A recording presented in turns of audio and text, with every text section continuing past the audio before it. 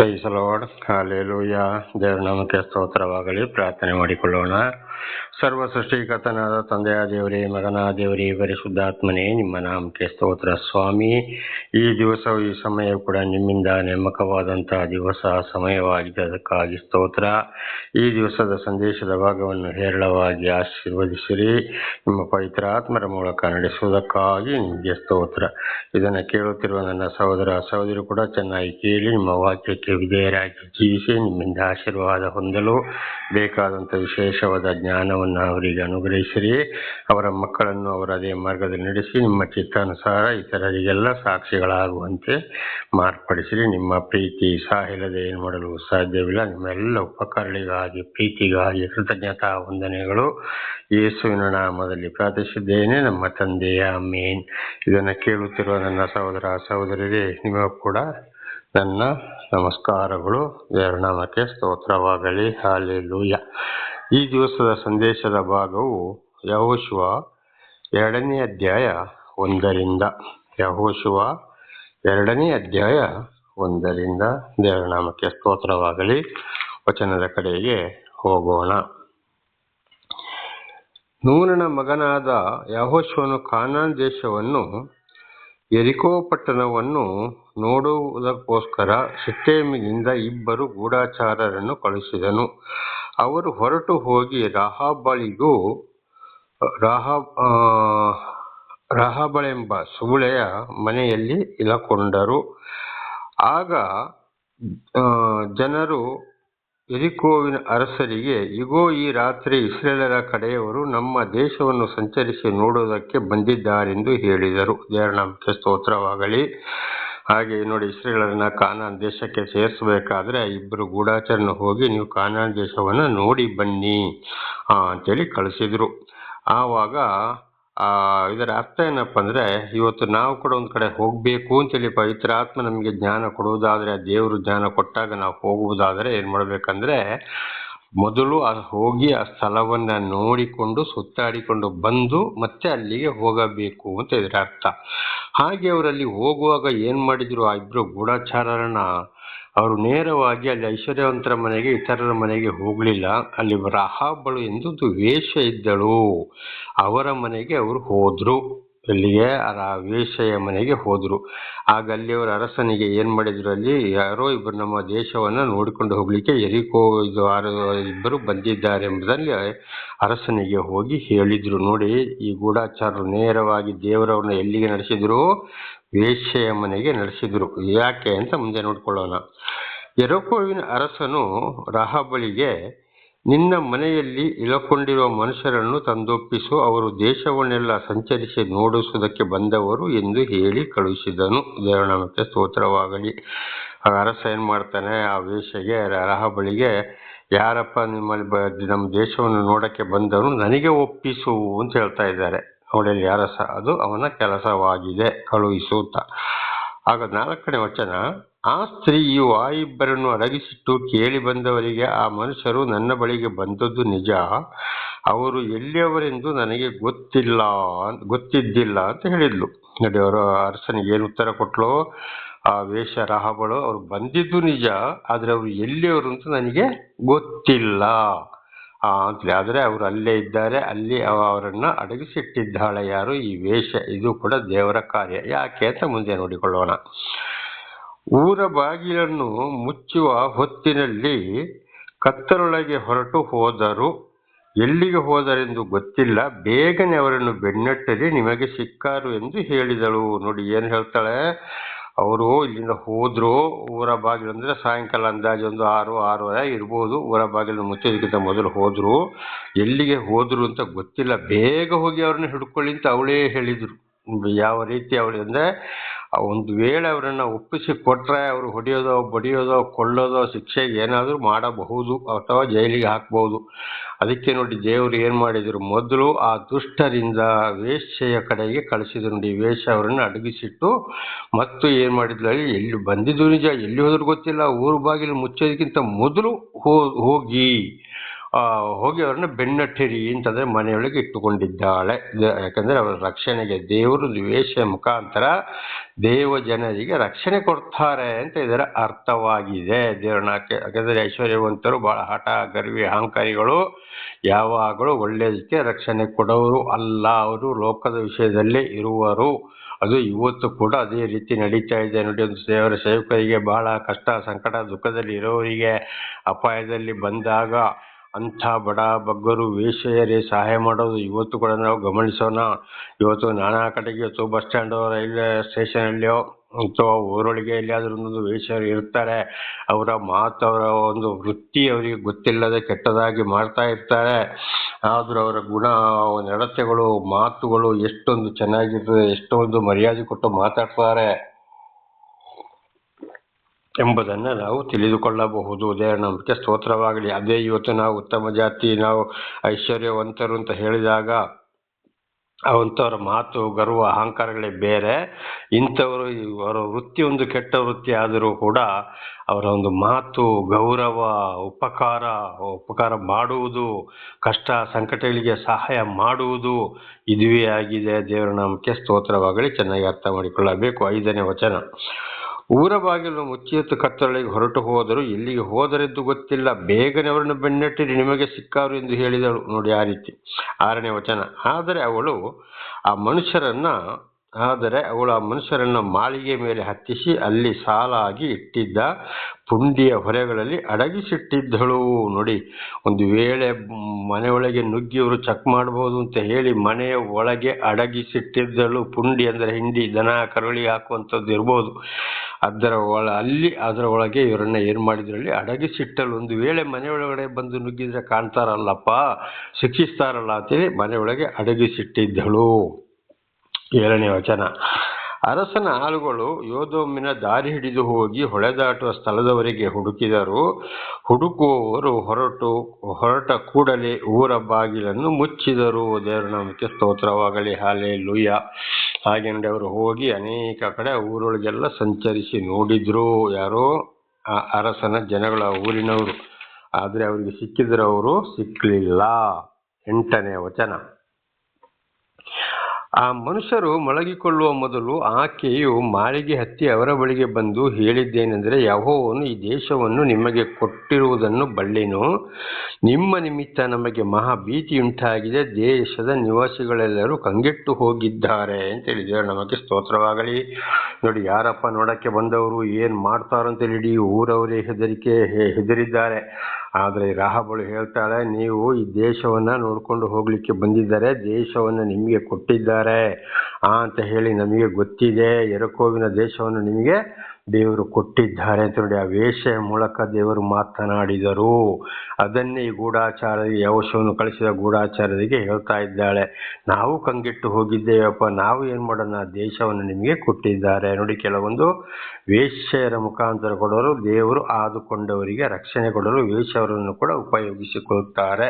ಯಾಕೆಂದರೆ ಐಶ್ವರ್ಯವಂತರು ಗಣವಂತರು ರಕ್ಷಣೆ ಕೊಡುವುದಿಲ್ಲ. ಗರ್ವಹಂಕಾರದಲ್ಲಿ ಲೋಕದ ವಿಷಯದಲ್ಲಿ ಶಿಕ್ಷೆ ಕೊಡುವವರು ಆಗಿದ್ದಾರೆ, ಹಿಂಸಿಸೋರು ಆಗಿದ್ದಾರೆ. ಅದಕ್ಕೆ ವೇಶ್ಯೆಯ ಮನಸ್ಸನ್ನು ಬದಲಾಯಿಸಿದರು. ಇಂಥವ್ರನ್ನು ಕೂಡ ನಾವು ಅರ್ಥ ಮಾಡಿಕೊಳ್ಳಬೇಕು. ಈಗ ನಾನಿರುವ ಸ್ಥಳದಲ್ಲಿ ಮುಂದೆ ಕೊಡಂತ ಒಂದು ಸ್ತ್ರೀ ಇದ್ದಾಳೆ. ಅದರೊಳ ಮಾತು ನಯನ, ಅಯ್ಯೋ ಅಂತ ನನಗಾಗಿ ಹೊಟ್ಟೆ ಉರಿಸಿಕೊಳ್ಳುವಂಥದ್ದು, ಒಂದೊಂದು ಸಲ ಏನಾದರೂ ಸಹಾಯ ಮಾಡುವಂಥದ್ದು ಕೂಡ ಮಾಡ್ತಾಳೆ ಇದ್ದಾಳೆ. ಇನ್ನೊಬ್ಳು ಕೂಡ ಇದ್ದಾಳೆ, ಕರೆದು ನನಗೆ ಚೆನ್ನಾಗಿ ಮಾತನಾಡ್ತಾ ಇದ್ದಾಳೆ, ಹೇಳಿದ್ದನ್ನು ಚೆನ್ನಾಗಿ ಕೇಳ್ತಾ ಇದ್ದಾರೆ, ಅರ್ಥ ಮಾಡಿಕೊಳ್ತಾ ಇದ್ದಾರೆ. ಅವರು ವೃತ್ತಿ ಕೆಟ್ಟದು, ಆದರೂ ಒಂದೊಂದು ಸಲ ನನಗೆ ನಾನಾ ಥರದಲ್ಲಿ ಉಪಕಾರವನ್ನು ಕೂಡ ಮಾಡ್ತಲೇ ಇದ್ದಾರೆ. ದೇವರ ನಾಮಕ್ಕೆ ಸ್ತೋತ್ರವಾಗಲಿ. ಆವಾಗ ಇದೇ ರಾಹಾಬಳನ್ನು ನಾನು ನೆನೆಸಿಕೊಳ್ತಾ ಇದ್ದೇನೆ. ಹಲ್ಲೆಲೂಯಾ. ಹಾಗೆ ದೇವರಿಂದ ಆರಿಸಿಕೊಂಡವರಿಗೆ ರಾಹಾಬಳ ಮೂಲಕ, ವೇಶ್ಯೆಗಳ ಮೂಲಕ ಕೂಡ ದೇವರು ರಕ್ಷಣೆ ಕೊಡೋರಾಗಿದ್ದಾರೆ ಅಂತ ಇದರ ಅರ್ಥವಾಗಿದೆ. ದೇವರ ನಾಮಕ್ಕೆ ಸ್ತೋತ್ರ. ಆಗ 10ನೇ ವಚನ, ನೀವು ಐಗುಪ್ತದಿಂದ ಹೊರಟು ಬಂದ ಮೇಲೆ ಯೆಹೋವನು ನಿಮ್ಮ ಮುಂದೆ ಕೆಂಪು ಸಮುದ್ರವನ್ನು ಬತ್ತಿಸಿ ಬಿಟ್ಟಿದ್ದನ್ನು ನೀವು ಯೋರ್ದಾನಿನ ಆಚೆಯಲ್ಲಿರುವ ಪಿಶೋನ್ ಓಗ್ ಎಂಬ ಅಮೋರಿಯ ಅರಸರಿಬ್ಬರನ್ನು ನಿರ್ನಾಮ ಮಾಡಿದ್ದನ್ನು ಕೇಳಿ ನಮ್ಮ ಎದೆ ಒಡೆದು ಹೋಯಿತು.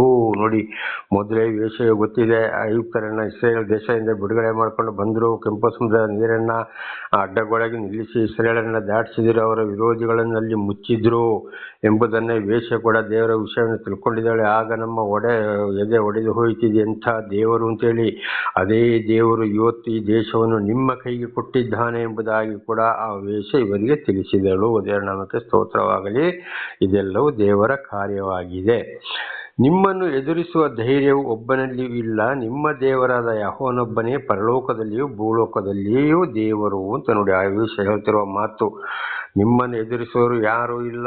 ನಿಮ್ಮ ದೇವರೇ ಪರಲೋಕದಲ್ಲಿಯೂ ಭೂಲೋಕದಲ್ಲಿ ಇರುವಂಥ ದೇವರು ಅಂಥೇಳಿ ಖಂಡಿತವಾಗಿ ಯಾರಿಗೂ ಎದುರಿಸಲಿಕ್ಕೆ ಸಾಧ್ಯವಿಲ್ಲ ಅಂತ ದೇವರ ನಾಮಕ್ಕೆ ಸ್ತೋತ್ರವಾಗಲಿ. ಹಾಗೆ ಇವತ್ತು ದೇವರು ಆದುಕೊಂಡಂಥ ನಮ್ಮನ್ನು ಕೂಡ ಇದೇ ರೀತಿ ಇತರರ ಕೈಯಿಂದ ರಕ್ಷಿಸುವವರು ಆಗಿದ್ದಾರೆ. ಯಾರ ಮುಖಾಂತರ ರಕ್ಷಣೆ ಕೊಡ್ತಾರೋ ಅವರಿಗೆ ದೇವರು ಜ್ಞಾನವನ್ನು ಕೊಟ್ಟು ಎಲ್ಲವನ್ನು ಮಾತನಾಡಿಸುವವರಾಗಿದ್ದಾರೆ. ಇದು ನಮ್ಮ ಜೀವಿತದಲ್ಲಿಯೂ ಕೂಡ ನೆರವೇರುತ್ತಲೇ ಇದೆ, ನೆರವೇರುವಂಥದ್ದು. ದೇವರ ನಾಮಕ್ಕೆ ಸ್ತೋತ್ರವಾಗಲಿ.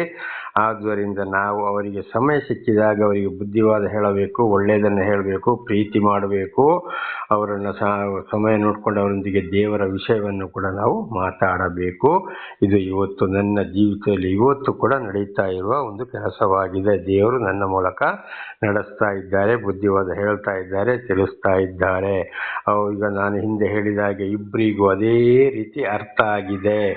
ಆದರೆ ಹಿಂದಿನ ಜೀವಿತ ಬಿಟ್ಟು ಬರೋದು ಹೇಗೆ ಅಂತ ಅವರ ಗಂಡಂದಿರು ಒಪ್ತಾ ಇಲ್ಲ. ಆದ್ದರಿಂದ ಅವರು ಸಮಸ್ಯೆಯಲ್ಲಿ ಸಿಕ್ಕಿಹಾಕೊಂಡಿದ್ದಾರೆ. 12ನೇ ವಚನ.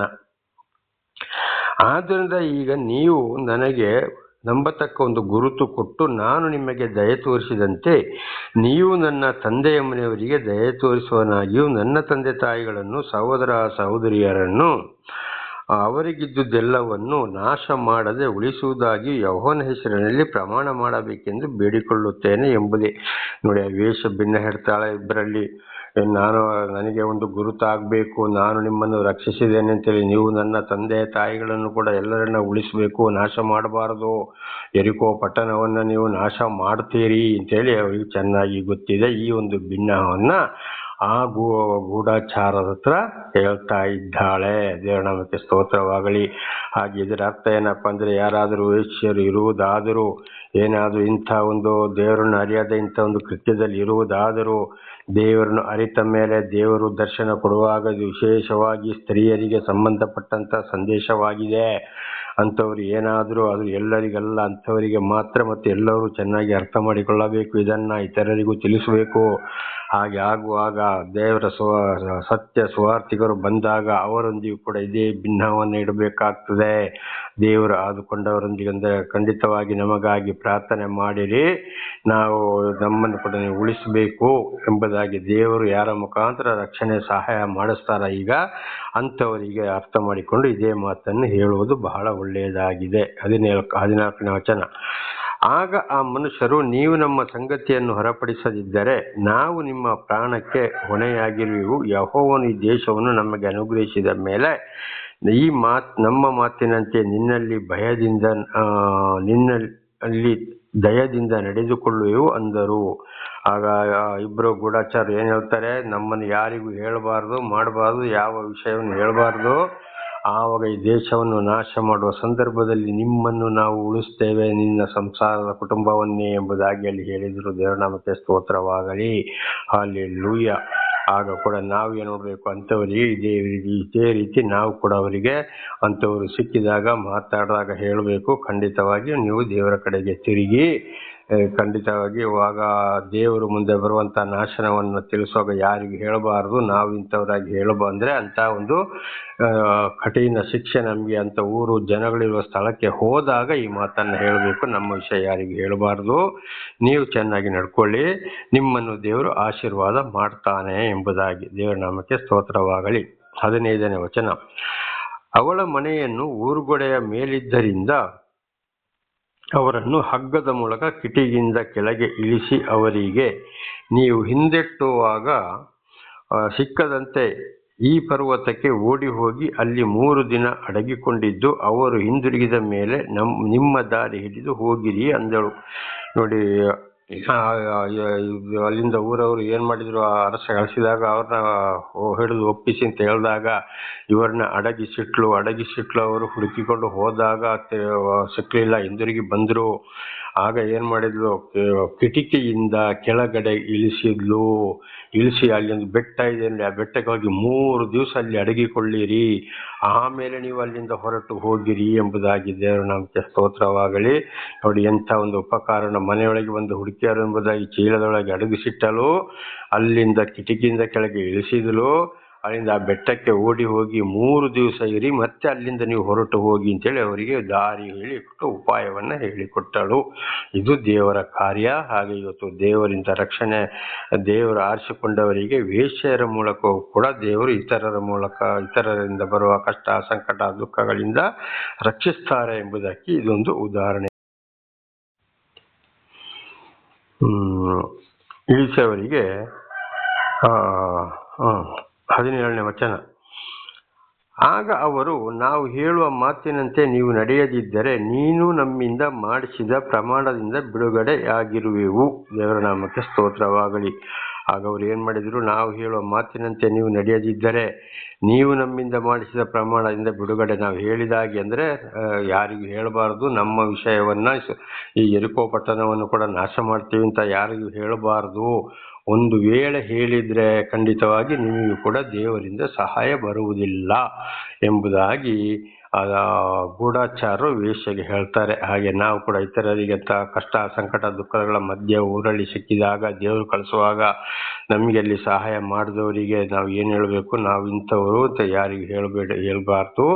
ನಿಮ್ಮಲ್ಲಿ ನೀವು ಇರಿ. ಒಂದು ವೇಳೆ ಹೇಳಿದ್ರೆ ದೇವರ ಸಹಾಯ ನಿಮಗೂ ಕೂಡ ಬರುವುದಿಲ್ಲ, ಶಿಕ್ಷೆಗೆ ಒಳಗಾಗ್ತೀರಿ ಅಂತ ಇಂಥ ಮಾತನ್ನ ನೋಡಿ ನಾವು ಮಾತನಾಡಬೇಕಾಗ್ತದೆ. 18ನೇ ವಚನ. ಇಗೋ, ನಾವು ಈ ದೇಶದಲ್ಲಿ ಪ್ರವೇಶಿಸುವಾಗ ನೀನು ನಮ್ಮನ್ನು ಇಳಿಸಿದ ಕಿಟಕಿಗೆ ಈ ಕೆಂಪು ದಾರವನ್ನು ಕಟ್ಟಬೇಕು, ಮತ್ತು ನಿನ್ನ ತಂದೆ ತಾಯಿಗಳನ್ನು, ಅಣ್ಣ ತಮ್ಮಂದಿರನ್ನು, ಎಲ್ಲಾ ಬಳಗದವರನ್ನು ನಿನ್ನ ಮನೆಯಲ್ಲಿ ಸೇರಿಸಿಕೊಂಡಿರಬೇಕು ಅಂತ ಹೇಳ್ತಾರೆ. ನೋಡಿ, ನಾವು ಈ ದೇಶವನ್ನ ಯಾವಾಗ ಬೀಳಿಸ್ತೇವೆಯೋ ಆವಾಗ ಈ ಒಂದು ಕೆಂಪು ದಾರವನ್ನ ನಿನ್ನ ಕಿಟಕಿಗೆ ಕಟ್ಟಬೇಕು. ನಿನ್ನ ತಂದೆ ತಾಯಿಗಳು, ನಿನ್ನ ತಂದೆ ತಾಯಿಗಳನ್ನು, ನಿನ್ನ ಅಣ್ಣ ತಮ್ಮಂದಿರನ್ನು, ಇವರೆಲ್ಲರನ್ನು ಕೂಡ ನಾವು ರಕ್ಷಿಸ್ತೇವೆ. ಆಗ ಯಾಕಪ್ಪ ಅಂದ್ರೆ ಈ ಕೆಂಪು ದಾರ ಇದು ನಮಗೆ ರಕ್ಷಣೆ ಕೊಟ್ಟ ರಾಹಾಬಳ ಮನೆ, ಈ ಮನೆಯನ್ನು ನಾವು ನಾಶ ಮಾಡಬಾರದು ಅಂತ ಒಂದು ಗುರುತಾಗಿರಬೇಕು ಅಂತ ಇದರ ಅರ್ಥವಾಗಿದೆ. ದೇವರ ನಾಮಕ್ಕೆ ಸ್ತೋತ್ರವಾಗಲಿ. ನೋಡಿ, ಇದು ಹಿಂದೆ ಕೂಡ ನಾವು ಓದಿಕೊಂಡಿದ್ದೇವೆ. ಪಾಪ ಪರಿಹಾರಕ್ಕಾಗಿ ಒಂದು ಕುರಿಯನ್ನ ಕೊಯ್ದು ಪಸ್ಕ ಹಬ್ಬದ ಸಮಯದಲ್ಲಿ ಆ ರಕ್ತವನ್ನು ಯಾರ ಮೇಲೆ ಚಿಮುಕಿಸ್ತಾರೋ ಅವರು ದೇವರಿಂದ, ಶಾಪದಿಂದ ಬಿಡುಗಡೆಯಾದವರು, ದೇವರಿಂದ ಆರಿಸಿಕೊಂಡವರು ಎಂಬುದಾಗಿ ಈ ಅರ್ಥವು ಅಲ್ಲಿ ಸೂಚಿಸುತ್ತದೆ, ಕೆಂಪು ರಕ್ತವನ್ನ. ಅದೇ ಹೊಸ ಒಡಂಬಡಿಕೆಯಲ್ಲಿ ಕೂಡ ನೋಡುವಾಗ ದ್ರಾಕ್ಷಾರಸವನ್ನ, ರೊಟ್ಟಿಯನ್ನ ಕೊಡ್ತಾರೆ. ರೊಟ್ಟಿ ಮುರಿದು ಕೊಟ್ಟ ಮೇಲೆ ಯೇಸು ಸ್ವಾಮಿ ಏನ್ ಮಾಡ್ತಾರೆ, ದ್ರಾಕ್ಷಾರಸವನ್ನು ತೆಗೆದುಕೊಂಡು, ಇದು ಹೊಸ ಒಡಂಬಡಿಕೆಗಾಗಿ ಸುರಿಸಲಾಗಿರುವ ನನ್ನ ರಕ್ತ, ಇದನ್ನು ಪಾನ ಮಾಡಿರಿ ಅಂತೇಳಿ, ರಕ್ತ ಅಂತೇಳಿ ದ್ರಾಕ್ಷಾರಸವನ್ನ ಕೊಟ್ಟರು. ಆಗ ದೇವರಿಂದ ಆಯ್ಕೆಯಾದವರು, ದೇವರು ಆರಿಸಿಕೊಂಡವರು ಅಂತ ಇದರ ಅರ್ಥ. ಆ ಅರ್ಥಕ್ಕೆ ಇಲ್ಲಿ ಗೂಢಚಾರರು ಹೇಳ್ತಾ ಇದ್ದಾರೆ, ಕೆಂಪು ದಾರವನ್ನ ಕಟ್ಟಬೇಕು ನಾವು ಯೆರಿಕೋ ಪಟ್ಟಣವನ್ನ ನಾವು ನಾಶ ಮಾಡುವ ಸಂದರ್ಭದಲ್ಲಿ. ಅಂದ್ರೆ ಇದು ರಕ್ಷಿಸಲ್ಪಟ್ಟವರು, ದೇವರಿಗೆ ರಕ್ಷಣೆ ಕೊಟ್ಟವರು, ದೇವರಿಂದ ಆರಿಸಲ್ಪಟ್ಟ ಮನೆ ಒಂದು ಗುರುತಿಗೆ ಅಂತ ಇದರ ಅರ್ಥವಾಗಿದೆ. ದೇವರ ನಾಮಕ್ಕೆ ಸ್ತೋತ್ರವಾಗಲಿ. ಹಲ್ಲೆಲೂಯಾ. ಅದು ದೇವರ ರಕ್ತವನ್ನ ಸೂಚಿಸುತ್ತದೆ. 19ನೇ ವಚನ. ಅವರಲ್ಲಿ ಯಾರಾದರೂ ಮನೆ ಬಿಟ್ಟು ಬೀದಿಗೆ ಬಂದರೆ ರಕ್ತಾಪರಾಧವು ಅವರ ತಲೆ ಮೇಲೆ ಇರುವುದು. ಆ ದಾರ ಕಟ್ಟಿದ ಮನೆಯವರು ದೇಶವನ್ನ ಸಂಹಾರ ಮಾಡುವಾಗ ಯಾರಾದ್ರೂ ಮನೆಯಿಂದ ಹೊರಗಡೆ ಬಂದ್ರೆ, ನೋಡಿದ್ರೆ ಏನಾಗ್ಬೇಕಲ್ಲಿ, ಖಂಡಿತವಾಗಿಯೂ ಆ ರಕ್ತಾಪರಾಧ ಅಂದ್ರೆ ಅವರು ಬಹಳ ಶಿಕ್ಷೆಗೆ ಒಳಗಾಗ್ತಾರೆ. ದೇವರ ನಾಮಕ್ಕೆ ಸ್ತೋತ್ರವಾಗಲಿ. ಹಲ್ಲೆಲೂಯಾ. ಹೊರಗಡೆ ಬರಲೇಬಾರದು. ಸುಮ್ಮನೆ ಕಿಟಕಿಗೆ ಕೆಂಪು ದಾರವನ್ನು ಮಾತ್ರ ಕಟ್ಟಬೇಕು. ಸುಮ್ಮನೆ ಕೂತ್ಕೊಳ್ಳಿ, ಆಗ ನಿನ್ನ ತಂದೆ ತಾಯಿ, ನಿನ್ನ ಅಣ್ಣ ತಮ್ಮಂದಿರನ್ನು ನಾವು ರಕ್ಷಿಸ್ತೇವೆ ಅಂತ ಇದರ ಅರ್ಥವಾಗಿದೆ. ದೇವರ ನಾಮಕ್ಕೆ ಸ್ತೋತ್ರವಾಗಲಿ. ಹಾಗೆ ಇವತ್ತು ನಾವು ಕೂಡ ದೇವರಿಂದ ರಕ್ಷಣೆ ಹೊಂದಿದ ಮೇಲೆ, ದೇವರು ನಮ್ಮನ್ನು ನಡೆಸ್ತಾ ಇರುವಾಗ, ಅಂಥ ದೇವರಿಂದ ಆರಿಸಿಕೊಂಡವರಿಗೆ ಇಂಥ ಸಹಾಯ ಸಹಾಯ ಮಾಡಿದಾಗ ಖಂಡಿತವಾಗಿ ಆ ಊರಿಗೆ ಏನಾದರೂ ಕೇಳು ಗಂಡಾಂತರ ಬರುವಾಗ ನಾವು ನೋಡಕ್ ಹೋಗೋದು ಮಾಡಬಾರದು. ಮನೆಯೊಳಗಡೆ ಸುಮ್ಮನೆ ಪ್ರಾರ್ಥನೆಯಲ್ಲಿ ನಾವು ಕೂತ್ಕೊಳ್ಬೇಕು ಅಂತ ಇದರ ಅರ್ಥವಾಗಿದೆ. ದೇವರ ನಾಮಕ್ಕೆ ಸ್ತೋತ್ರವಾಗಲಿ. ನಾವು ನಿರ್ದೋಷಿಗಳು, ಆದರೆ ನಿನ್ನೊಡನೆ ಮನೆಯಲ್ಲಿದ್ದವರ ಮೇಲೆ ಕೈ ಹಾಕುವುದಾದರೆ ಆ ರಕ್ತಾಪರಾಧವು ನಮ್ಮ ತಲೆಯ ಮೇಲೆ ಇರುವುದು ಅಂತ ಅವ್ರು ಹೇಳ್ತಾರೆ.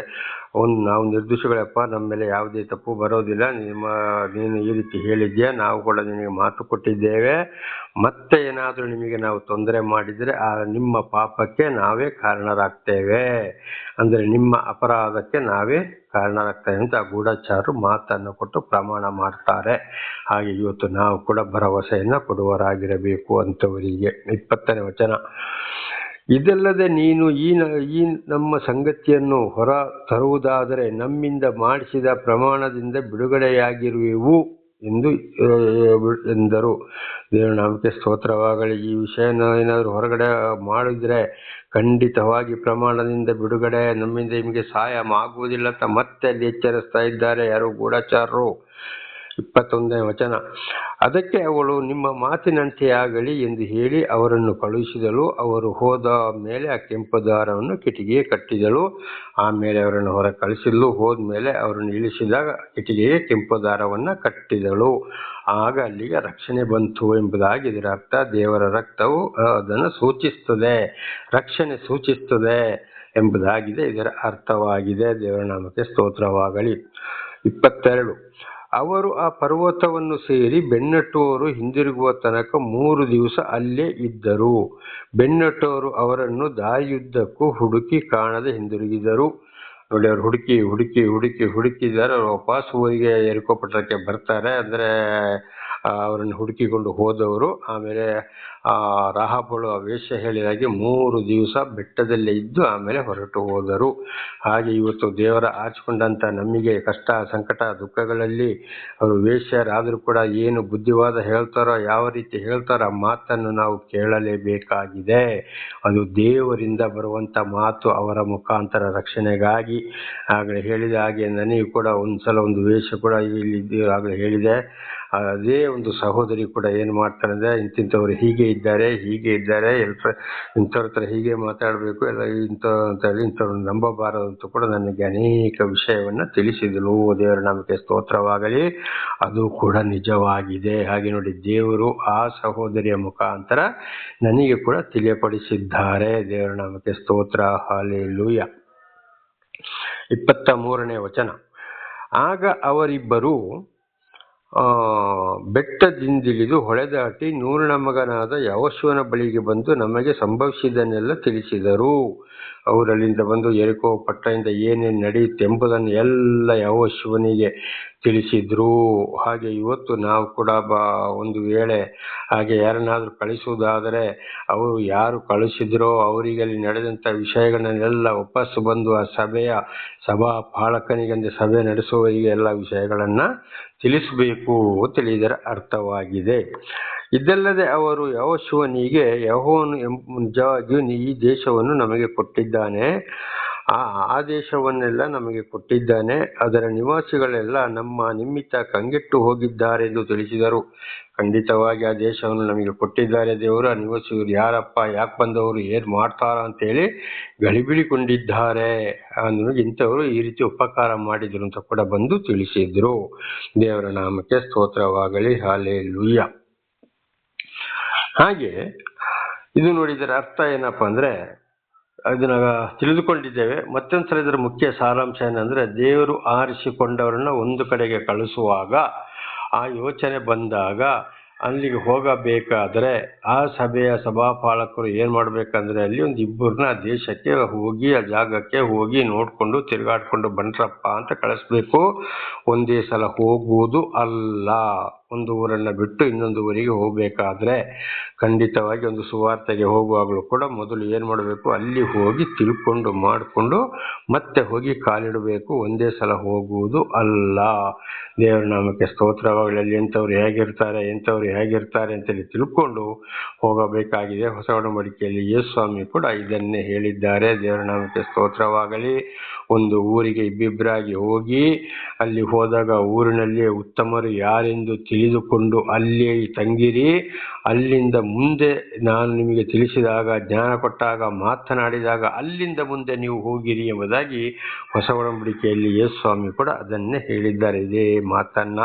ಹಾಗೆ ನೋಡಿ, ಅಲ್ಲಿ ಏನಾಗಿದ್ದಾರೆ, ಐಶ್ವರ್ಯವಂತರು, ಹಣವಂತರು, ಬುದ್ಧಿವಂತರು, ಅಂಥವರು ಇಂಥವ್ರು ಅಂತ ಹೇಳ್ಕೊಂಡು ಏನ್ ಮಾಡಿದ್ದಾರೆ, ಇವರಿಗೆ ಸಹಾಯ ಕೊಡುವುದಿಲ್ಲ. ಲೋಕದ ಜನಗಳು ಖಂಡಿತವಾಗಿ ಅವರಿಗೆ ಬುದ್ಧಿವಾದ ಹೇಳಿದ್ರೆ, ದೇವರ ವಿಷಯವನ್ನು ಹೇಳಿದ್ರೆ ಶಿಕ್ಷೆ.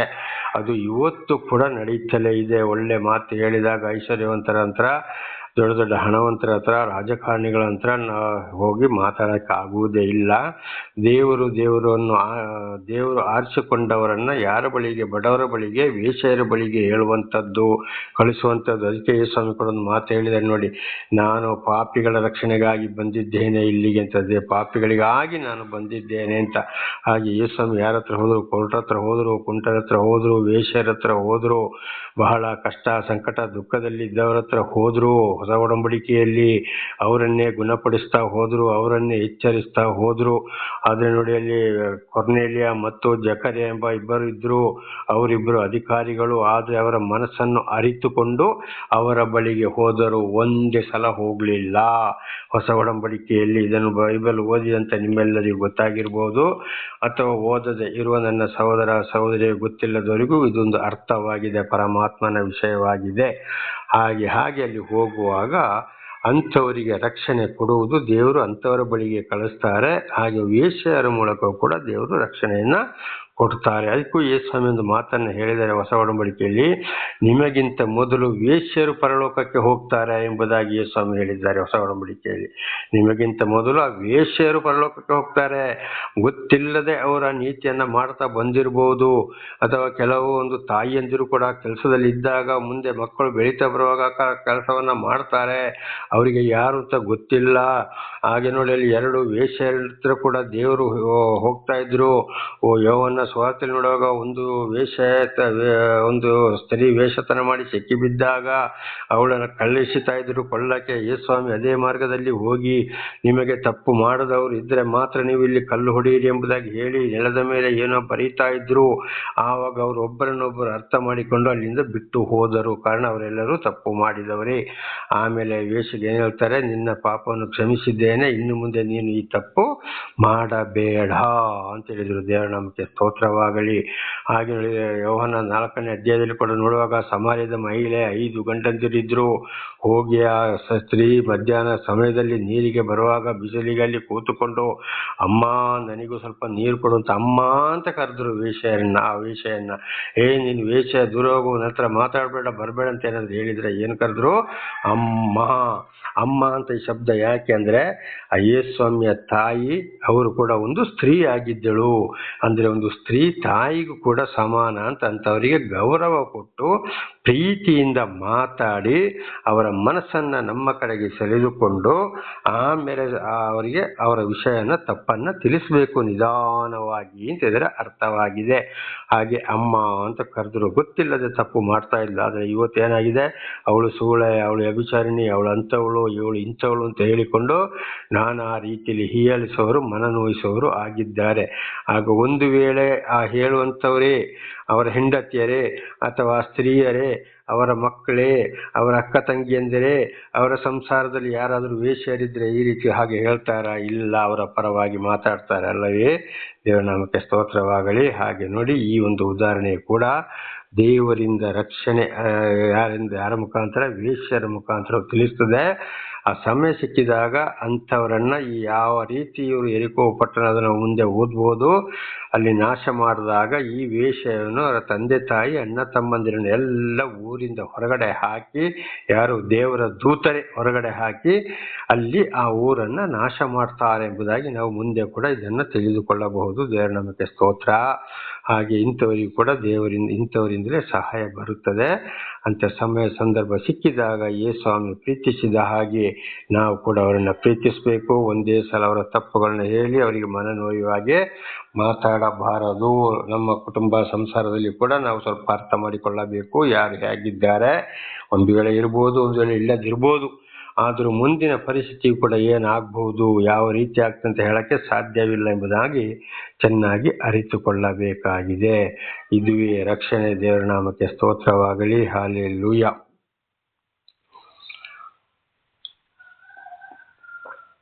ಹಾಗೆ ಯೆಹೋಶುವ 3ನೇ ಅಧ್ಯಾಯ 1ರಿಂದ 17ರವರೆಗೆ ಹೀಗೆ ಏನು ಮಾಡಿದ್ರು, ಗೂಢಚಾರರು ಅಲ್ಲಿಗೆ ಹೋದ್ರು, ಬಂದರು, ಎಲ್ಲ ವಿವರವನ್ನ ತಿಳಿಸಿದ್ರು. ಆಮೇಲೆ ಯೆಹೋಶುವನು ಏನು ಮಾಡ್ತಾನೆ, ಈ ಇಸ್ರಾಯೇಲರನ್ನ ಅಲ್ಲಿ ಯೆರಿಕೋ ಪಟ್ಟಣಕ್ಕೆ ಹೋಗ್ಬೇಕಾದ್ರೆ ಅಲ್ಲಿ ಒಂದು ಸಮುದ್ರವಿದೆ, ಒಂದು ಸಾಧಾರಣ ಒಂದು ನದಿ, ಹೊಳೆ ಅಂದರೆ ಸಾಧಾರಣ ಅದು ಸಮುದ್ರ ಅಲ್ಲ, ಒಂದು ಚೆನ್ನಾಗಿ ಬಹಳ ನೀರು ಹರಿಯುವಂಥ ಒಂದು ಹೊಳೆ, ಒಂದು ನದಿ. ಅದನ್ನು ದಾಟಬೇಕಾಗಿದೆ. ಅದನ್ನು ದಾಟಕ್ಕೋಸ್ಕರ ಅಲ್ಲಿ ಹೋಗುವಾಗ ನೀರು ಇರ್ತದೆ, ಅದನ್ನು ದಾಟಕ್ಕೆ ಆಗುವುದಿಲ್ಲ. ಆಗ ಯಾವ ರೀತಿಯಲ್ಲಿ ದೇವರು ಸಹಾಯ ಮಾಡಿದ್ರು ಯೆಹೋಶುವನ ಮೂಲಕ ಎಂಬುದಾಗಿ ಈ 13ನೇ ವಚನ 1ರಿಂದ 17ರವರೆಗೆ ಓದುವಾಗ ನಮಗೆ ಅಲ್ಲಿ ತಿಳಿಸುತ್ತೆ. ನಾವು ಅದನ್ನು ಓದಿಕೊಳ್ಳಬಹುದು. ದೇವರ ನಾಮಕ್ಕೆ ಸ್ತೋತ್ರವಾಗಲಿ. ಹಾಗೆ ನನ್ನ ಸಹೋದರ ಸಹೋದರಿಯರೇ, ದೇವರು ಆರಿಸಿಕೊಂಡಂತ ನಮಿಗೂ ಯಾವ ರೀತಿ ಯಾರಿಂದ ರಕ್ಷಣೆ ಬರ್ತದೆ ಅಂತ ಗೊತ್ತಿಲ್ಲ, ಚೆನ್ನಾಗಿ ಅರ್ಥ ಮಾಡಿಕೊಳ್ಳಬೇಕಾಗಿದೆ. ವಿಶೇಷವಾಗಿ ಸತ್ಯ ಸುವಾರ್ತೆ ಸಾರುವಾಗ ಅದನ್ನು ಕೇಳಿ ಅರ್ಥ ಮಾಡಿಕೊಳ್ಳುವಂಥದ್ದು, ಅಥವಾ ಓದಕ್ಕೆ ಗೊತ್ತಿದ್ರೆ ಪ್ರತಿ ದಿವಸ ಹೇಳುವಂಥ ವಿಷಯಗಳನ್ನು ಚೆನ್ನಾಗಿ ಓದಿ ಅರ್ಥ ಮಾಡಿಕೊಳ್ಳುವುದು ಬಹಳ ಒಳ್ಳೆಯದು. ಪ್ರಾರ್ಥನೆ ಮಾಡಿಕೊಳ್ಳೋಣ. ನಾಳೆಗೂ ಮುಂದುವರಿಯುವುದು. ಸರ್ವ ಸೃಷ್ಟಿಕರ್ತನ ತಂದೆಯ ದೇವರೇ, ಮಗನ ದೇವರೇ, ಪರಿಶುದ್ಧಾತ್ಮನೇ, ನಿಮ್ಮ ನಾಮಕ್ಕೆ ಸ್ತೋತ್ರ ಸ್ವಾಮಿ. ಇವತ್ತಿನ ಸಂದೇಶವನ್ನು ನನ್ನ ಸಹೋದರ ಸಹೋದರಿಗೆ ನೀವು ತಿಳಿಸಿದ್ದೀರಿ, ಅದಕ್ಕಾಗಿ ನಿಮಗೆ ಸ್ತೋತ್ರ. ಅವರೆಲ್ಲರೂ ಇದನ್ನು ಚೆನ್ನಾಗಿ ಕೇಳಿ ಅರ್ಥ ಮಾಡಿಕೊಂಡು ವಿಶೇಷವಾಗಿ ಅವರಿಗೆ ಜೀವಿಸಲು, ನಿಮ್ಮಿಂದ ಆಶೀರ್ವಾದ ಹೊಂದಲು ಬೇಕಾದಂಥ ಜ್ಞಾನವನ್ನು ಅವರಿಗೆ ಅನುಗ್ರಹಿಸಿರಿ ಸ್ವಾಮಿ. ಅವರ ಮಕ್ಕಳಿಗೂ ಅವರಿದ್ದರೆಲ್ಲವನ್ನ ತಿಳಿಸಿ, ಅಥವಾ ನಿಮ್ಮ ಚಿತ್ತಾನುಸಾರ ಇತರರಿಗೆ ಸಾಕ್ಷಿ ನುಡಿಯಲು ಒಂದು ಅವಕಾಶವಿದ್ದರೆ ಹಾಗೆ ಅವರನ್ನು ಕೂಡ ಆಶೀರ್ವದಿಸಿರಿ. ನಿಮ್ಮ ಪ್ರೀತಿ ಸಹಾಯ ಇಲ್ಲದೆ ಏನು ಮಾಡಲು ಸಾಧ್ಯವಿಲ್ಲ. ನಿಮ್ಮೆಲ್ಲ ಉಪಕಾರಗಳಿಗಾಗಿ ಕೃತಜ್ಞತಾ ವಂದನೆಗಳು. ಯೇಸುವಿನ ನಾಮದಲ್ಲಿ ಪ್ರಾರ್ಥಿಸಿದ್ದೇನೆ ನಮ್ಮ ತಂದೆ, ಆಮೇನ್. ಇದನ್ನು ಕೇಳುತ್ತಿರುವ ನನ್ನ ಸಹೋದರ ಸಹೋದರಿ, ನಿಮಗೂ ನನ್ನ ಧನ್ಯವಾದಗಳು. ದೇವರು ನಿಮ್ಮನ್ನು, ನಿಮ್ಮ ಮಕ್ಕಳನ್ನು ಶಾಂತಿ ಸಮಾಧಾನವುಳ್ಳ ಆರೋಗ್ಯವನ್ನು ಕೊಟ್ಟು, ಮಕ್ಕಳಿಗೆ ಒಳ್ಳೆ ವಿದ್ಯಾಭ್ಯಾಸವನ್ನು ಕೊಟ್ಟು ಹೇರಳವಾಗಿ ಆಶೀರ್ವದಿಸಿ, ಭೂಮಿಗೆ ಉಪ್ಪಾಗಿ ಲೋಕಕ್ಕೆ ಬೆಳಕಾಗಿ ನಿಮ್ಮ ನಾಮ ಮಹಿಮೆಗೆ ಆಗಿ ಆ ಮಕ್ಕಳನ್ನು ಕೂಡ ಉಪಯೋಗಿಸಿಕೊಳ್ಳಿರಿ. ಆಮೇನ್.